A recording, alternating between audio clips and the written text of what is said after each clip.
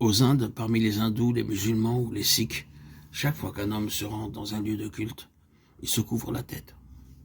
Tous les hindous pratiquant ces religions se couvrent la tête en entrant dans le temple. Supposez que je me tienne devant vous durant un culte, ayant un chapeau sur la tête. Vous me regarderiez tous avec étonnement, vous demandant « Mais qu'est-ce qui lui arrive? N'a-t-il pas quelque chose qui ne va pas? Pourquoi se couvre-t-il la tête ?» Cela paraîtrait à vous tous très étrange. Mais la Bible nous dit qu'en se découvrant, l'homme donne l'honneur au Seigneur Jésus-Christ. Par contre, la femme, en se voilant, en se couvrant la tête, donne ainsi l'honneur et rend gloire au Seigneur Jésus-Christ.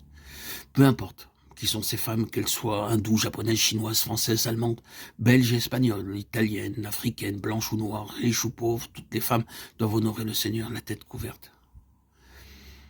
Ce n'est pas une coutume orientale, c'est un ordre scripturaire. Le Seigneur Jésus est bien supérieur à tous les rois de la terre. Il est un roi céleste, il est le roi des rois, il est digne que tout genou fléchisse devant lui. C'est pourquoi nous l'honorons en nous agenouillant devant lui, tel que l'Écriture nous l'enseigne. Ainsi donc, n'ayons pas honte de nous agenouiller devant lui à tout moment. Et soyons ses imitateurs. Comme il est écrit dans 1 Corinthiens 11 à 10, « Soyez mes imitateurs comme je le suis moi-même de Christ.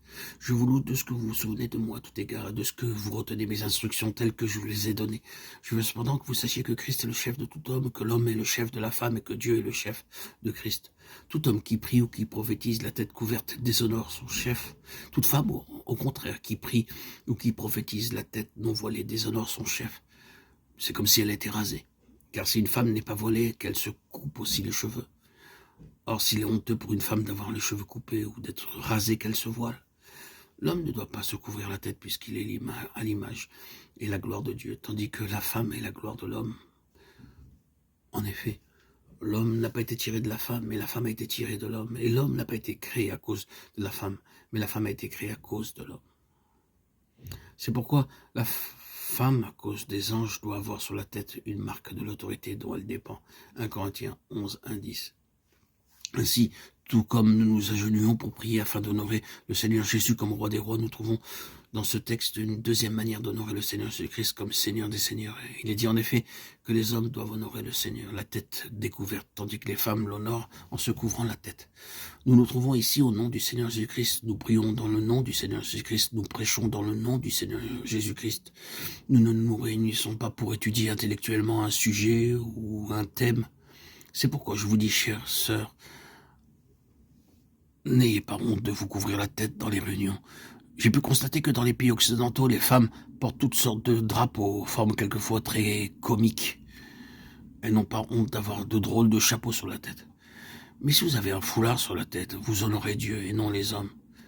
Il est très facile d'avoir dans votre poche un foulard et vous pourrez constater pour vous-même et expérimenter quelle bénédiction vous recevez de la part du Seigneur en l'honorant ainsi par votre démarche, votre conduite, votre attitude et par toutes sortes de moyens indiqués dans la parole de Dieu.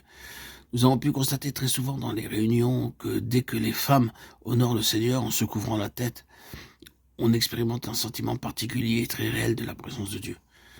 Par contre, partout ceci ne se pratique pas, nous pouvons enregistrer et ressentir malheureusement un sens de mondanité avec un esprit de rébellion et un sentiment d'orgueil. Permettez-nous de vous exhorter, chères sœurs en Christ, à honorer le Seigneur en vous couvrant la tête. Vous verrez alors que vous recevrez un sentiment de reconnaissance de la part du Seigneur.